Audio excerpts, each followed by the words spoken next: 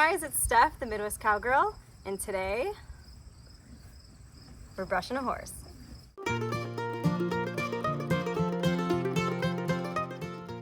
I wanted to record this video because in my experience I've had quite a few people not know what brushes to use on their horses.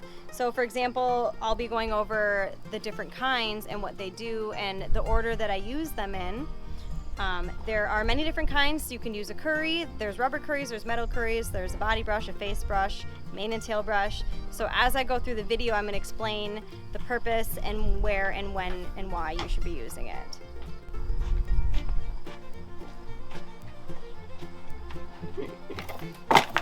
So I'm going to start out with the curries, and there's a couple different kinds of curries that you can use. So this is just like a little round little curry guy. It's got a nice little thing to slip your hand into, and there's this kind. So whenever you start to brush your horse, you always want to start at their shoulder. And the curries, you go in a circular motion, and you can apply some pressure and get all the dead hair and dirt up. And this kind I tend to go a little bit like back and forth. And so you can go all over with this. These are nice to use on their legs because they're soft. And over the bony parts, they're not going to get as upset with these kind. And this is nice. So these brushes are nice because if they've got, sometimes horses can get like a fungus on their legs. So this can kind of lift up the hair and get all that ickies out of there. Next, I have the metal curries. So you would not want to use these in the summertime really. These are more so for when they have longer hair. I'll use it on Stella just for an example. So these are nice in the winter time when they're caked in mud or if they're shedding.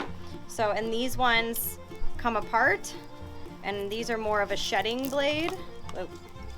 And so when you use these ones, you take it like this and you press down and it gets all the hair that's coming off.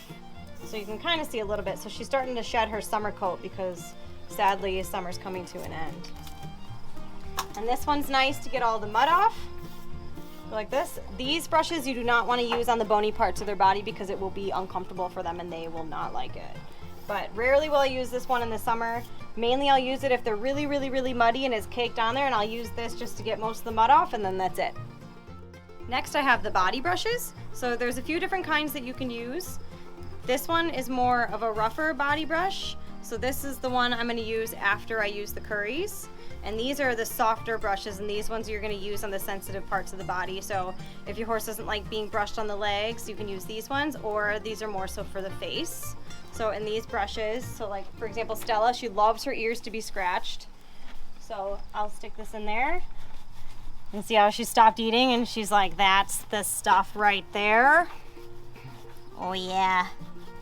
She's like, get in there, don't stop. Now I have the mane and tail brush. You can buy a mane and tail brush for horses at the horse store if you want to spend a lot of money. I just go to my local store, Walmart, Target, whatever, and buy an actual human brush. You're going to spend half the money. So when you brush their tail, you're going to start at the bottom, just like you would for a girl's hair. Start at the bottom, hold it, work your way up. Slowly get in there. Get in there.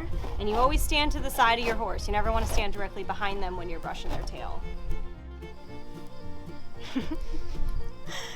Thanks guys for watching.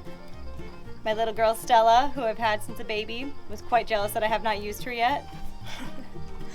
So I hope the video was helpful for you and the importance of the brushes and when and why to use them. Sally, yeah, she has to be in the frame now. Stay tuned for the next one.